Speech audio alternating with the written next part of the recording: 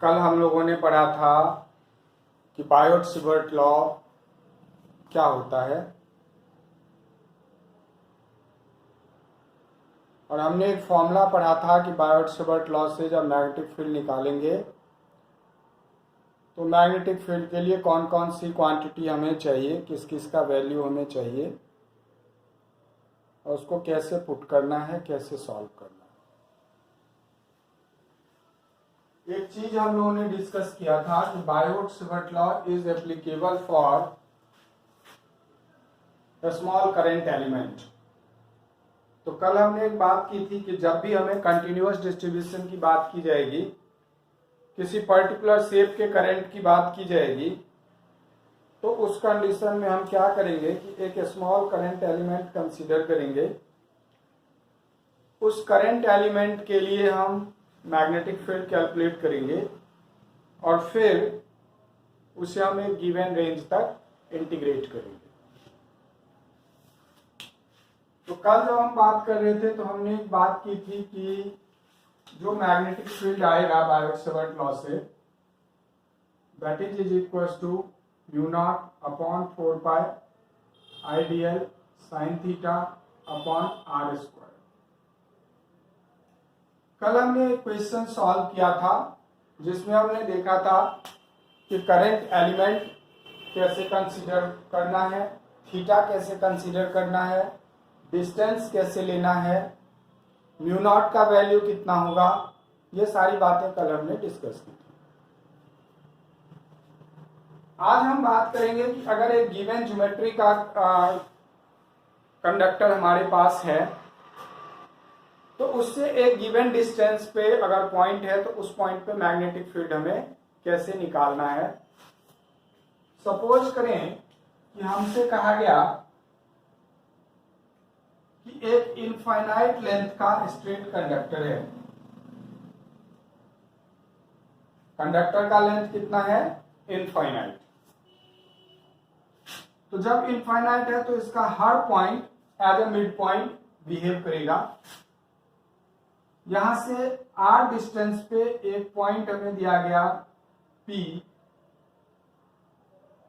जो infinite point है। हमसे कहा गया ये जो दोनों एंड है उस एंड पे एंगल बन रहा है φ1 एंड φ2, और इस कंडक्टर में करंट फ्लो कर रहा है I। तो हमसे पूछा गया कि P पॉइंट पे फील्ड कैलकुलेट करो। ध्यान से सुनेंगे कि हमें क्वेश्चन में क्या क्या कहा गया कि एक स्ट्रेट कंडक्टर है जिसका लेंथ है इनफाइनाइट, उसके पॉइंट से पर्टिकुलर r डिस्टेंस पे है पॉइंट P। इसका जो दोनों एंड है जो कि इंफिनिटी पे है, तो वहां से φ1 एंड φ2 एंगल बन रहा है P पॉइंट पे। तो हमें इस P पॉइंट पे फील्ड कैलकुलेट करना है इस स्ट्रेट कंडक्टर की वजह से जिसमें करंट आए फ्लो कर रहा है। अब सिंस इसका लेंथ हमें कहा गया कि इनफाइनाइट लेंथ का है, तो यहां पर हम डायरेक्ट अगर बायोट-सिवर्ट लॉ यूज करेंगे तो बायोट-सिवर्ट लॉ हमें पता है कि यूज होता है स्मॉल करंट एलिमेंट के लिए। तो कल हमने बात की थी कि अगर ऐसा कोई शेप का कंडक्टर दिया जाता है तो हम उस कंडक्टर को मान लेंगे कि ये कंडक्टर बहुत सारे छोटे छोटे करंट एलिमेंट से मिलकर बना हुआ है। ठीक है, तो ये जो पॉइंट है हमारे पास, मान लेते हैं दिस पॉइंट इज A।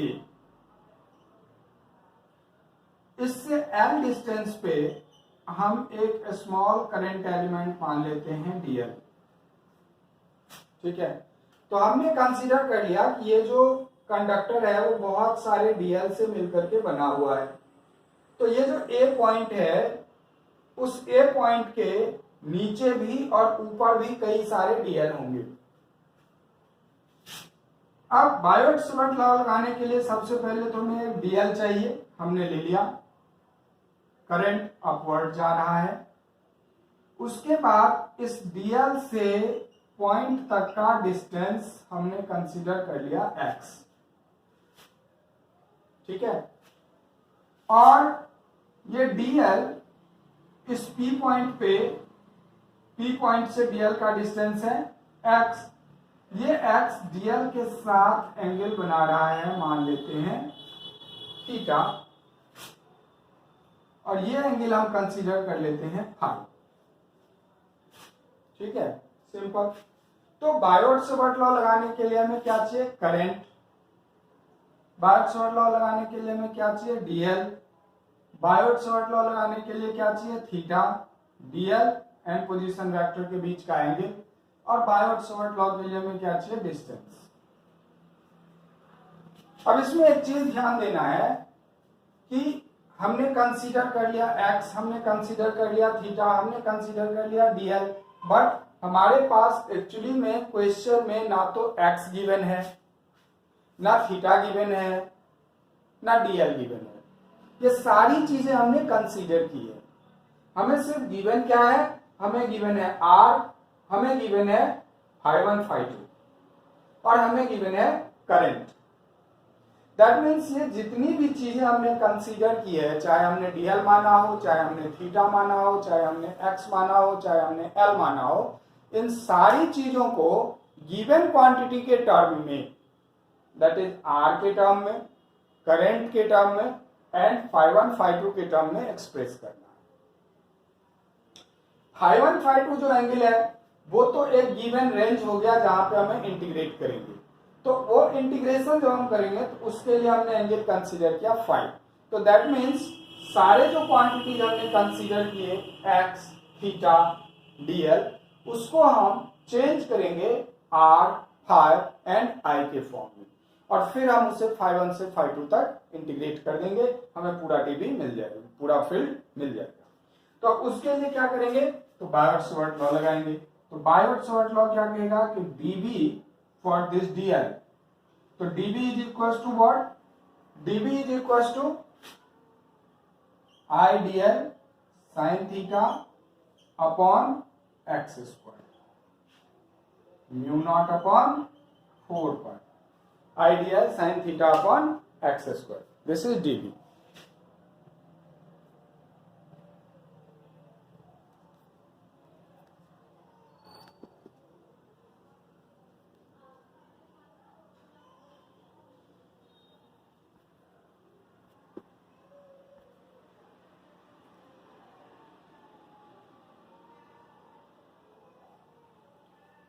तो dB इक्वल टू हो गया mu naught by 4 pi I DL sin theta over x square. अब I का वैल्यू हमारे पास है mu naught by 4 pi constant है, हमें DL का वैल्यू चाहिए, थीटा का वैल्यू चाहिए, x का वैल्यू चाहिए। चलो सबसे पहले DL की बात करते हैं। सपोज करो ये पॉइंट हमने कंसीडर कर लिया M। तो हमारे पास एक ट्रायंगल है, ट्रायंगल AMP, यहां पर एंगल 90 डिग्री हो गया।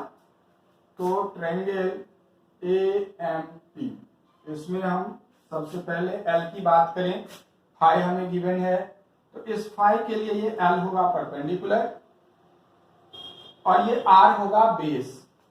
तो परपेंडिकुलर अपॉन बेस ये हो जाएगा tan फाई, तो tan phi is equal to perpendicular upon base. तो L इक्वल टू आ गया R tan फाई। हमें चाहिए DL, तो DL चाहिए तो हम क्या करेंगे, इसको डिफरेंशिएट कर देंगे फाई के रिस्पेक्ट में। तो R d tan phi upon d phi, तो DL is equals to R, और tan फाई d फाई हो गया sec square phi d phi. ठीक है, ये हमारा आ गया DL का वैल्यू। इसे इक्वेशन फर्स्ट मान लेते हैं, इसे इक्वेशन सेकेंड मान लेते हैं। अब हमें क्या चाहिए, x का वैल्यू। अगेन ट्रायंगल AMP को अगर हम कंसीडर करें, x निकालना है हमें, तो इस फाई के लिए ये परपेंडिकुलर, ये बेस और ये हाइपोट, तो बेस R और हाइपोट x, तो बेस अपॉन हाइपोट cos, तो cos phi is equal to base upon hypot, that means x equal to हो गया R upon cos phi, R sec phi.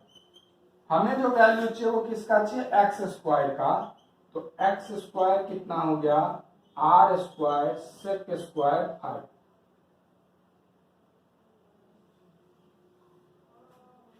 Are square sec square 5, ये हमारे पास आ गया एक्स स्क्वायर का वैल्यू। ये हो गया हमारा इक्वेशन थर्ड। एक्स निकल गया, डीएल निकल गया। अब हम बात करते हैं थीटा की, तो फिर जाते हैं उसी ट्रायंगल में, again in triangle A M P. देखो ये है 5, ये है 90, ये है थीटा, तो theta plus 5 plus 90 equal to 180, theta plus 5 plus 90 equal to 180, that means theta plus 5 equal to 90, that means theta equal to 90 minus 5। अब थीटा हमें क्या चाहिए, साइन के टर्म में, साइन थीटा का वैल्यू चाहिए, तो यहां पर क्या हो जाएगा, sine theta equal to sine 90 minus 5, sine 90 minus 5 क्या हो जाएगा, cos 5, तो साइन थीटा की जगह क्या आ गया, cos 5। ये हो गया हमारा इक्वेशन 4। अब देखो जो हमारा फॉर्मूला था म्यू नॉट आई डीएल साइन थीटा अपॉन 4 पाई एक्स स्क्वायर, तो आई हमारे पास है, डीएल का वैल्यू हमने निकाल लिया, साइन थीटा का वैल्यू हमने निकाल लिया, एक्स स्क्वायर का वैल्यू हमने निकाल लिया। ये सारे वैल्यू उठा करके हम फर्स्ट में अगर रख देते हैं, यहां पे अब हम क्या करें, from equation first, second, third and fourth सारे वैल्यूज उठा के यहां रख देते हैं, तो dv कितना आ जाएगा, dv equal to mu naught I upon 4 pi, dl की जगह क्या पुट करेंगे आप, r sec स्क्वायर 5 d5, ये हो गया dl की जगह। साइन थीटा की जगह क्या पुट होगा, cos 5, है नहीं, कुछ नहीं कर रहे हम, जो वेरिएबल्स यहाँ पे हमारे पास हैं उनकी वैल्यू, जो वैल्यूज हमने निकाले हैं वो वैल्यू उठा करके हम इक्वेशन से यहाँ पे पुट कर रहे हैं। सिंपली पुट करो, कोई प्रॉब्लम नहीं है। यहाँ पर सबसे पहले हमने क्या किया, डीएल का वैल्यू रखा, फिर हमने क्या किया, साइन थीटा का वैल्यू रखा, और अब हम क्या करेंगे, एक्स स्क्वायर का वैल्यू पुट करेंगे। तो अपॉन एक्स स्क्वायर का वैल्यू कितना है, आर स्क्वायर सेक स्क्वायर 5, तो यहां पर हमने पुट कर दिया आर स्क्वायर सेक स्क्वायर 5। ठीक है, अब यहां पर देखो आर कैंसिल हो गया, सेक स्क्वायर 5 कैंसिल हो गया, तो डीवी इज इक्वल टू क्या आ गया, म्यू नॉट आई अपॉन 4 पाई, और यहां पर क्या बचा हमारे पास, cos 5 d5 अपॉन में क्या हुआ, r, तो that means mu naught I upon 4 pi r, और यहां पर आ गया कितना, cos 5 d5।